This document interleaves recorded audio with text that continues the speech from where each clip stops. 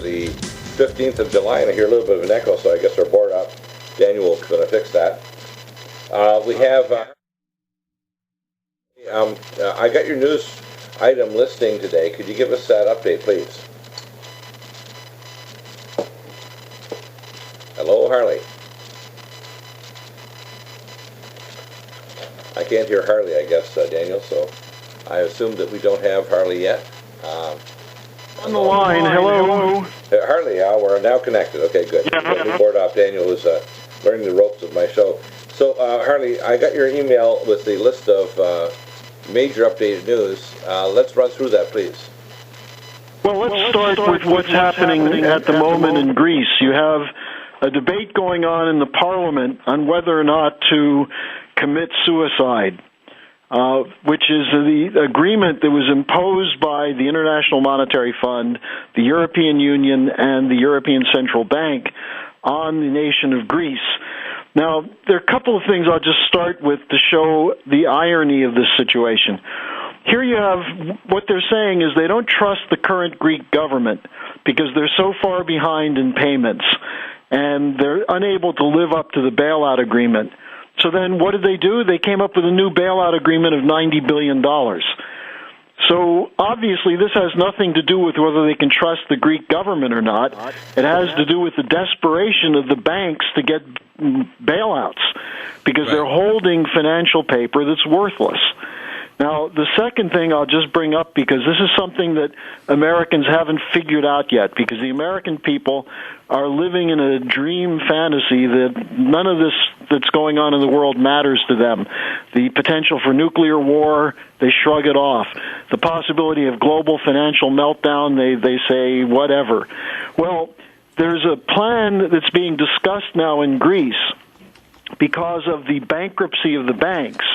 And since they can't get liquidity from the European Liquidity Agency and from the European Central Bank, they're running out of euros. They're running out of money. And when they pay these debts that they have, they'll have nothing.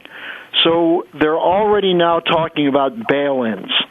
And one bank already is saying that they're looking at the possibility that every depositor with over 8,000 euros in their account, which is about $9,000, that everything over $9,000, the bank will take 30%.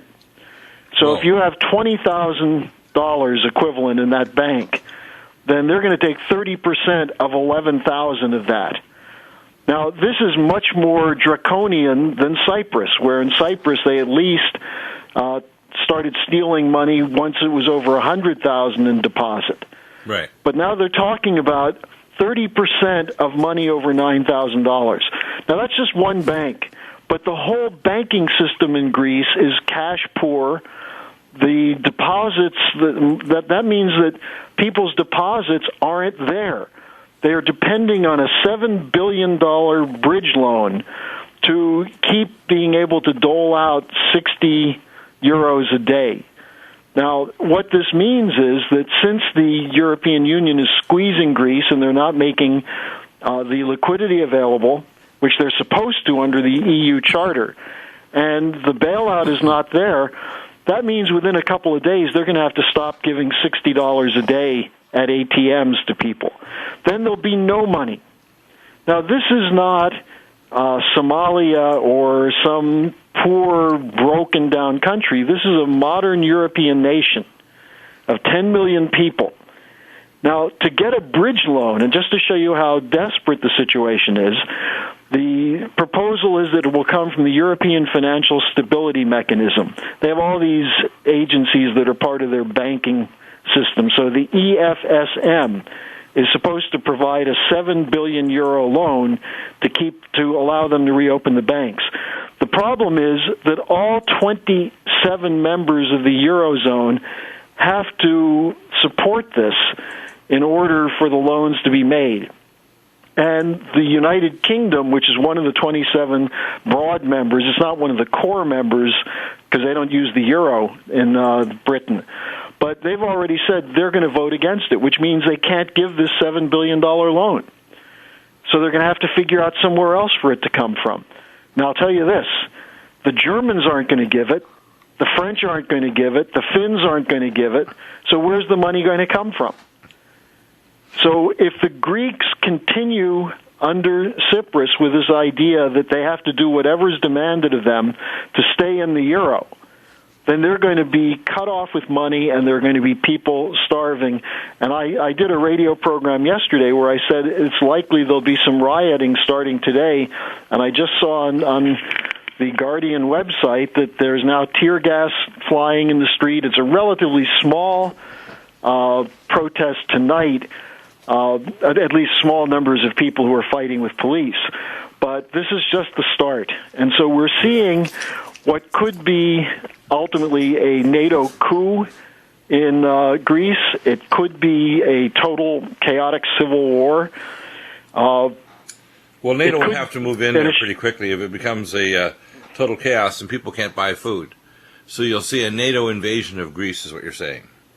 Well, and what we're seeing overall is the militarization of Europe. Now, I just talked to one of my associates who'd been talking with security people about what's going on in Ukraine, because there have been some new developments in Ukraine in the last few days, namely the right sector, which is the backbone of the military in Ukraine. That is the Nazi group, which is the only one really fighting. Well, they just are now fighting Ukrainian military forces. And this is in western Ukraine. There's a city in which the right sector, not surprisingly, they're involved in mafia-type operations, shakedowns and so on, and they're smuggling cigarettes to avoid taxes. And so the government moved in, the police moved in to crack down on it, and the police got shot and killed.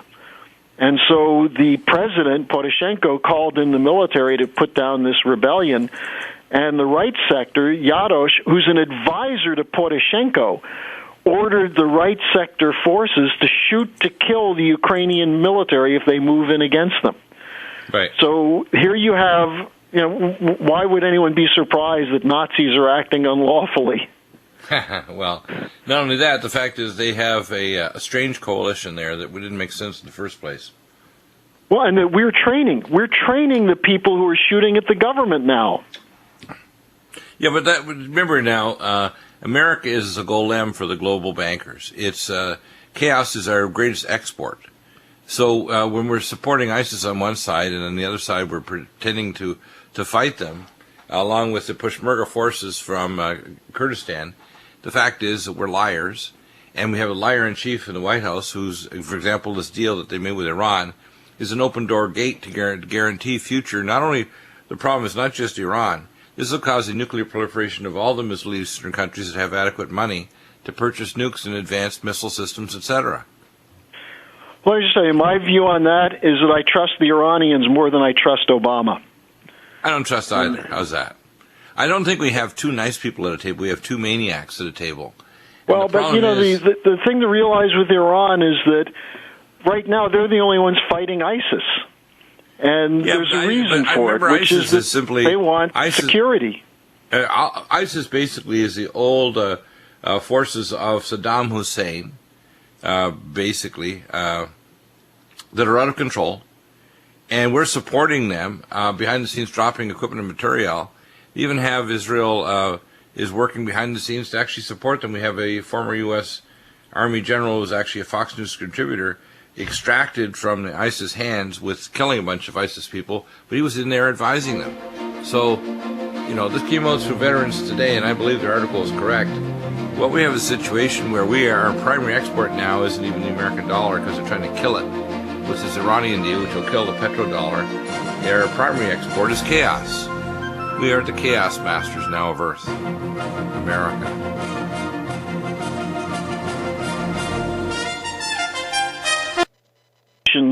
In Greece and Europe, the bail-in, the blowout of the financial system, and that this will come here. Now, the International Monetary Fund, which is part of the original bailout deal, just put out a report today, or a couple days ago, in which they admitted that not only will this not work, the plan will not work, but it will increase the debt. and will require an extension to 30 years to pay it off, and will require debt relief, that is, debt reduction. Now, it'd be great if they actually support that. But I don't think they will, and the Germans won't support it. So we're in a situation of total chaos, and that's the situation strategically now, and that's what's confronting us in this country. There was a report today that U.S. Treasury Secretary Jack Lew was on an emergency flight to Europe to try to work out some kind of arrangement. Now, why is he doing that? Because this is not about the Greek banks. It's about the largest banks of Europe and the banks of the United States. Yeah. That's what's blowing out. We had a little power outage here in California, and it came back. I hope it's nothing major. But apparently there's sirens and things all over the place down here in Southern California. Hello, Dr. Bill? Yeah, can you hear me? Yeah, I hear you now. Yeah. I think, I can hear a bit of an echo there, so we'll see if we can fix that. So, Harley, I didn't hear the last comments you just made. Can you repeat that for me? Yeah, we were just talking about the reports that came out from the International Monetary Fund, which show that not only is the Greek proposal made by the European Union will it not work, but it will make things worse. They're going to have to extend the debt to 30 years. They're going to have to have annual transfers from European countries to the Greek budget so the Greeks can pay their day-to-day expenses. Plus, there'll have to be a haircut. That is a debt cut. Now, I don't know that the IMF would ever really do that. I know the Germans wouldn't let it happen. But the other thing I reported is what we were talking about on the break, that U.S. Treasury Secretary Jack Lew is on an emergency urgent flight to Europe to try to work out some kind of negotiation between Germany, EU, and Greece. Now, why is he doing that? Because the transatlantic banks are about to blow, including the U.S. banks. Yeah. And what your listeners need to know is that this idea of a bail-in, the fact that they're going to take money from depositors above $9,000 in the bank. I'm sure a lot of your listeners have more than $9,000 in checking accounts, savings accounts, IRAs, pension funds. If they were in a Greek bank today, they might lose 30% of everything they have over $9,000. Now, they're saying, well, don't worry, I'm not in a Greek bank. Well, the Dodd-Frank bill says the same thing can be done here. And if we see a financial tsunami cross the Atlantic because of the breakdown in Europe, then your life savings is going to be reduced maybe 30, 40, 50%. That's already written in the law of this country, which was passed by the Congress. Well, we know already, for example, let's go to the litany of failures of this presidency. He's failed so that 90% of the new jobs are MIC jobs, so people basically are part-timing it. He's made certain that millions of people lost their insurance because they were fired because they're full-time, and now part-timers, when they get Obamacare, they can't pay the co-pays or the deductibles, so even if they have insurance, they can't use it.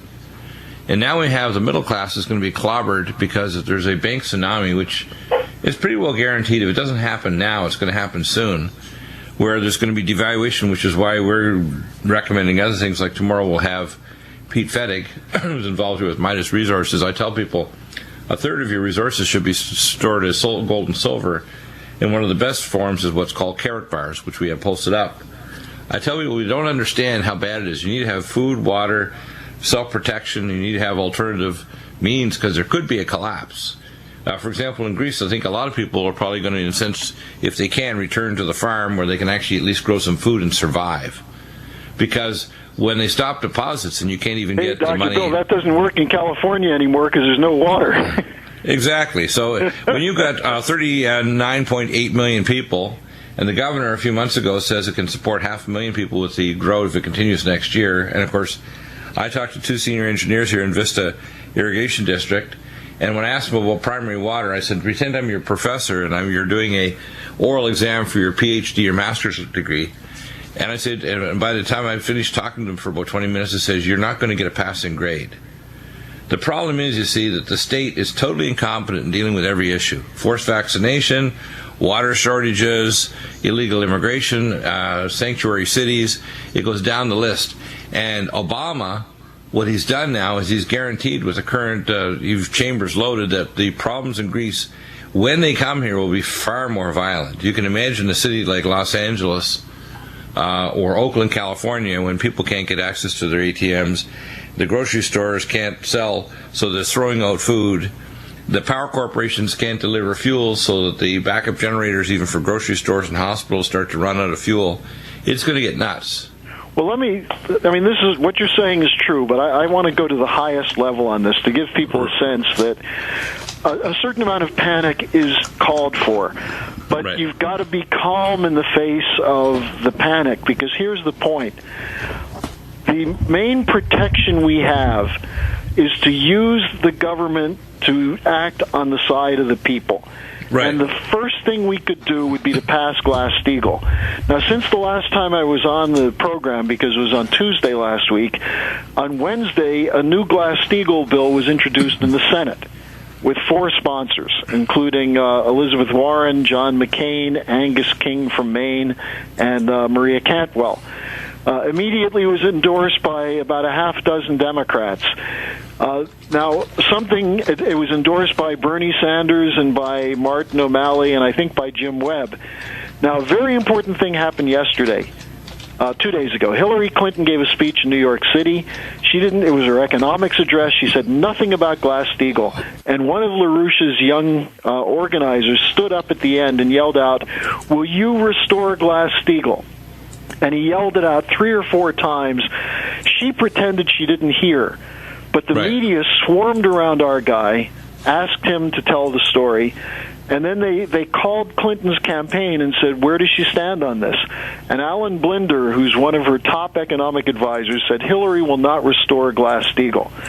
Now, this has blown up in her face because the Democratic Party, at least the rational section of the Democratic Party, is beginning to realize that we're in an economic crisis that's going to blow out everything, and we need a protection against it. Unfortunately, most Republicans don't believe we're about to have an economic crisis. They think that Obama has been successful in staving that off, which shows you how blind they are.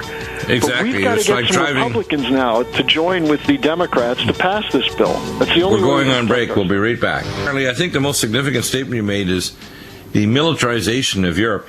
If Greece collapses, as we see, it's actually, as they say, it's not the falling that hurts if you're a skydiver and your chute doesn't open properly. It's the stopping that hurts. And the stopping of the situation where people literally, their ATMs don't give them 55 euros per day. They can't buy groceries. The fish is being thrown out in the street because it's going bad because nobody can buy it. People are literally in extremis. We're talking about a modern European democracy going chaotic with tourists, people with cars, can't buy fuel, ATM shut down, people rioting. You're going to have a military occupying force, and this will just be the start, because what I see coming out of this is a militarized, weaponized, fascist police state Europe. There's the only solution I can see coming out of this that'll stabilize Ireland, Portugal, Spain, Italy, Greece. And that also means France. France is going to go as well. Look, the reason I brought this up is that this is now being discussed in military circles and intelligence circles. How do you keep people in line when the question of whether they're going to have food on the table in the morning is up in the air, when they may be having their electricity shut off, when they don't have fuel in their car, their jobs are lost, and their government is bankrupt? Now, this is exactly why the NATO is demanding an increase in defense spending in Europe. Right. The European governments, for the most part, are below 2% of their budget for defense spending. And they're now demanding that it go up to 3% or 5%. It's going to go up higher. And the other reason that they're going to do this is they're going to say, well, the threat is Russia. Right. You know, Russia is not a threat to the Greek people. Russia is not a threat to the Germans. Right now, the greatest threat to the German people is their own government. because their own government is shutting down industry through the sanction policy against Russia. Their own government is shutting down their energy production in favor of covering the countryside, the beautiful German countryside, with windmills and solar parks. Right. They admit they don't have a grid to move the electricity to where it's needed. But they're shutting down not just nuclear plants, but coal and natural gas and oil burning plants. This is insane what they're doing. And in order to deal with it, they are going to militarize. This goes against the last 50 years of thinking in Europe. The only reason there was any militarization in Europe after World War II was the Soviet threat. And since that ended in 1989, everyone's saying, let's get the peace dividend and use that to build up our economies, which they did for a little while, until the euro kicked in, and now everything in Europe is about protecting bad debt in the banks. And that's now blown up. Now, lest anyone thinks this will be limited to Europe, does anyone have any idea how much bad Deutsche Bank paper is sitting in the vaults of Citibank, of Bank of America, of J.P. Morgan Chase? I'll sum it up in 2 words: a lot. Citibank has $171 trillion in admitted derivative obligations. Much of that is written by, or not much of it, but a portion of it is written by European banks.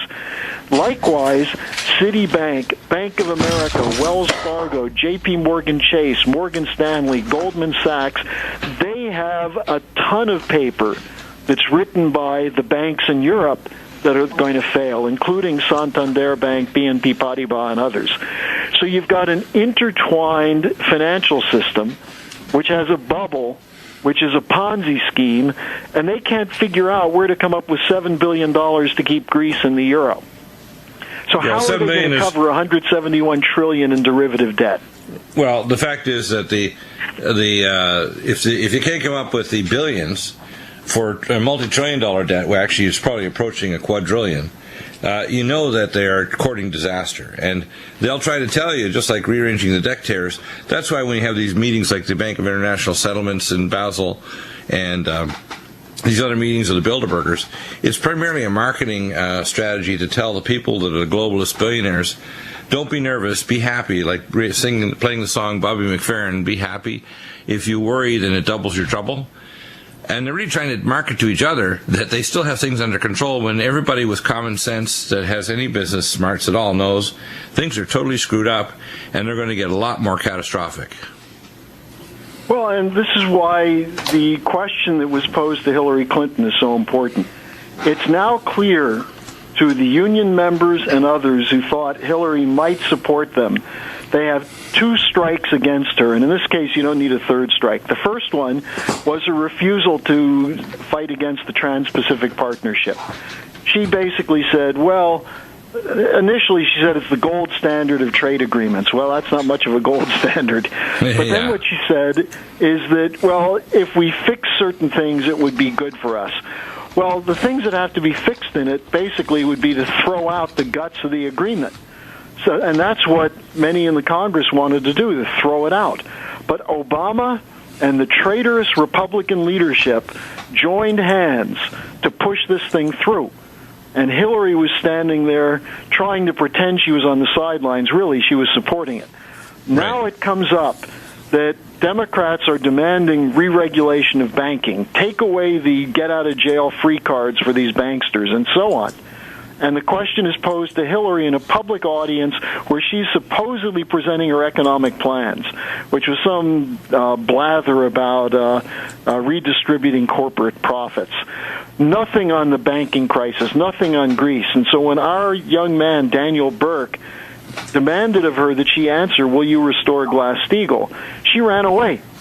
But her campaign within an hour put out a statement saying she would not.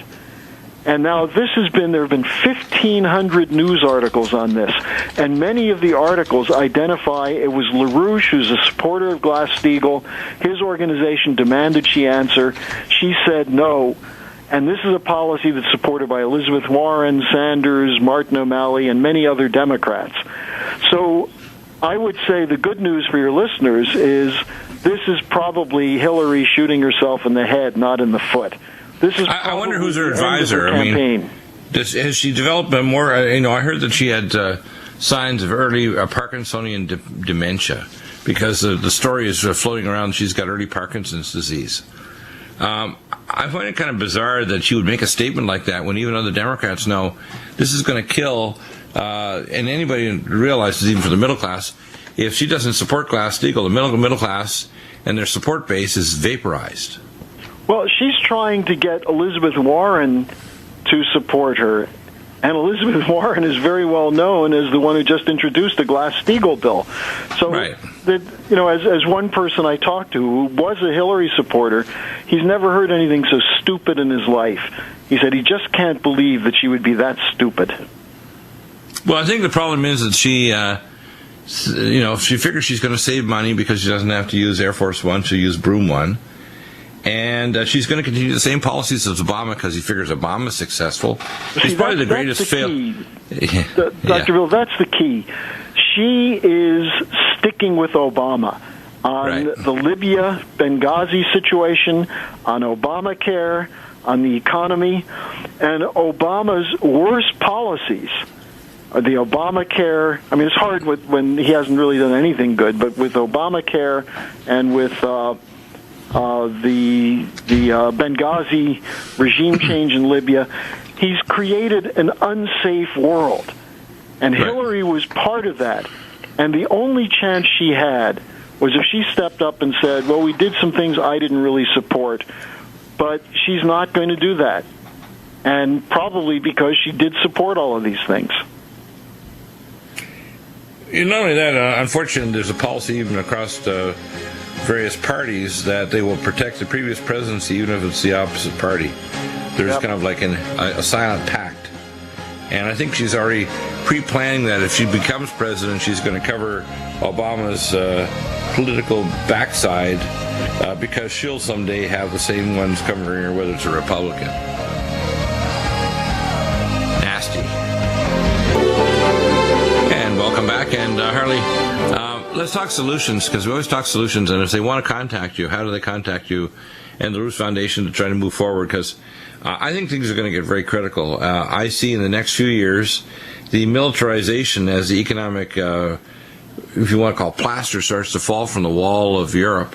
And the bankers and the control freaks, they'll pull at the stops. If they can't create the debt situation solution, they'll militarize until they have literally a police state across 400 million plus people in the super country of a new resurrected Europe. But it won't be a nice situation, a collective of independent countries connected by the Euro and the European committees, in a sense, 80% of their legislation by bureaucrats. It'll be a militarized police state. That's where I see this going, don't you? Well, and they're using the argument that Russia is a threat to Europe. And while that may sell for some people in the United States, but some Americans are just so gullible, they'll believe anything that comes out. Yeah, but the Europeans know better. They know that the Russians have no intent of... If the Russians wanted to take over Ukraine, they could have done it at any point, and they could have done it very quickly. That's not their goal. Well, they don't want the hassle of taking it over. If you take over a territory, you're going to take over the social services and the hospitals and the foods distribution and the financial debt problems. You get all the headaches. I mean, Russia already has its own headaches. Its biggest problem is it's got a single energy-based economy which it wanted to expand. And so they're collaborating with Asian countries like China to do so. But they're a long way from getting a really broadly based economy. And so Russia is really being squeezed. And, of course, the last year or so was a drop in the price of oil as we've had what I call a petrodollar battle. And the biggest thing with Iran, although it's, I think, dangerous because it's going to cause nuclear proliferation, not just in Iran, but all the Islamic countries that want to attack Israel. And Israel is nuts. It's like a really big bully that's really well armed and crazy. You want to attack Israel, you're going to face annihilation because Israel will nuke you before you even touch the button. And the problem is it guarantees a nuclear war in the Middle East, what Obama did, but even more so, and this is even more dangerous in some ways, it guarantees the death of the petrodollar, the militarization of Europe because of the death of the petrodollar, and will force Russia to become much more militarily, if you want to hardened to the West. Well, what LaRouche said today is that if this militarization continues and the bankruptcy is treated by imposing literally fascist corporate estates in Europe under the EU, the Russians will look at that, and it will only be a matter of time before they conclude that World War III is inevitable. And Lynn is saying the collision over this could come by August, the end of August this year. So, we're looking at an immediate escalation into something that's unpredictable and chaotic. Now, you ask about solutions. There are two directions for solutions. Actually, 3 points. We've got to get rid of Obama. I don't care. So many people who know he should have been impeached have made peace with him staying in there till January 2017. It's unbelievable to me that Republicans, conservatives, blue dog Democrats, who know that Obama is a repeated violator of his constitutional pledges, that they won't do anything to stop him. And so that's the first thing. Those of us who are not cowards and not bought out and corrupted have to demand that he be impeached. Secondly, there are bills in the House and the Senate now. The Senate bill is 1709. The House bill is 381. I'll give those numbers again in a moment. Those are the two Glass-Steagall bills. That could be passed. There are now 64 sponsors in the House. There are at least 4 sponsors in the Senate. I think there are another 10 or so signing on. The problem we have there is the Republicans, who are totally dominated by Wall Street. They've got to get their butts kicked. Your listeners have to move to kick the Republicans in the rear end to get them to break with Wall Street and with the corruption. But now, what you're saying is if they don't pass this, what's going to happen is, if there's a collapse in Europe, that tsunami strikes America, your bank deposits are going to be collapsed, and you're going to be penniless. In other words, the reason they're going to be collapsed is the banks will seize them to back up their worthless debt. Right. Instead of putting the worthless debt out of existence, instead of writing it off or writing it down, they're going to steal your deposits. That's the simplest way I can put it. Your deposits will be gone if you don't get Glass-Steagall. Then the third point is that we should be backing cooperation with the BRICS countries who are talking about American system-style infrastructure development for most of the world. God knows that we need infrastructure development in the United States. So those 3 points, impeach Obama, restore Glass-Steagall, and go with a major infrastructure development project which is based on cooperation between nations. Now, if people are interested in that and want to do something toward that end, you can go to LaRouchePAC.com to get more details on this, or you can call my office here in Houston, and we'll talk to you about what we're doing in the United States on this. We're moving to get a majority in the House and the Senate to get this passed, and we're going to need probably a veto-proof majority because Obama's going to veto it. So this is what we need, and we need you working with us. So the number you can call is 800-922-2907. Now, it's funny, Bill, we get kind of spurts and ebbs where one time after a program we'll get 15 calls, and then the next week we'll get none. And, I don't know whether chemtrail fog set in or people duck under the table or they're too busy trying to figure out if Bruce Jenner or Caitlyn Jenner wants to be with men or women, so that they forget the importance of these things. But what you and I just went through is a danger of nuclear war, a danger of financial meltdown, the loss of any form of personal security, and then a solution to that, an alternative. And it would seem to me that some of your listeners would have the gumption to at least call and find out what they can do. And so, again, the number is 800-922-2907. And do the people really think that if Europe becomes a militarized police state, America won't? Well, we're already on the way there, aren't we? Right, exactly. All you need is the next crisis. And a real long-term financial crisis, even more, though, than say, an airborne plague, which could cause it immediately. is the formula for geopolitical annihilation of freedoms and ability to move about without showing your papers, please, including your biometric papers of your iris scan, your digital fingerprints, and your terahertz body scan. I think it's going to be worse than that. I think they're going to come in and shoot people and then do the scan. Well, yeah, of course, what will happen is that they'll say, well, we can't support this population. Some people will end up in civil detention, but some people just end up dead. And we know that, the kind of chaos that could happen in Greece, in a matter of months, many of the people there out of 11 million could be dead. We could have hundreds of thousands dead from violence, starvation, and suicide. And also spread of disease, because the Greek government doesn't have money to buy medicine. You have people who are diabetics. You have people who have other kinds of medical problems. And there's no kind of medicine, no alternative medicine. The country's in a lockdown stage, and it's not because of the Greek debt. Because if it were the Greek debt, then they would figure out a plan to grow the Greek economy so they could pay it. It's a vindictive assault coming from the Queen of England. And I want to make this point. I should have brought it up earlier. The Queen went to Berlin 2 weeks ago for a conference where she met with Merkel and Schäuble and others. And the German hard line, which is what dominated the negotiations with Greece, came from the very people that the Queen of England just met with. Now, the irony is the United Kingdom is not even in the euro. It's part of the European community, but it's not in the euro. Yet they're dictating the terms because the City of London, in conjunction with Wall Street, rules the world, and they have to have the plug pulled on them. Exactly. So call me at 800-922-2907, and let's get some work done here. Yeah, I think that right now, if we don't have solutions, believe it or not, the disaster in Greece is a foreshadowing of disaster of a militarized Europe and a militarized Western world, and especially America. And, all right, talk to you next week. Take care, everybody. We'll have all those links posted up today at Nutrimedical.com. And, of course, news items over at clayandIron.com, and all these major issues with news items listed and linked up there.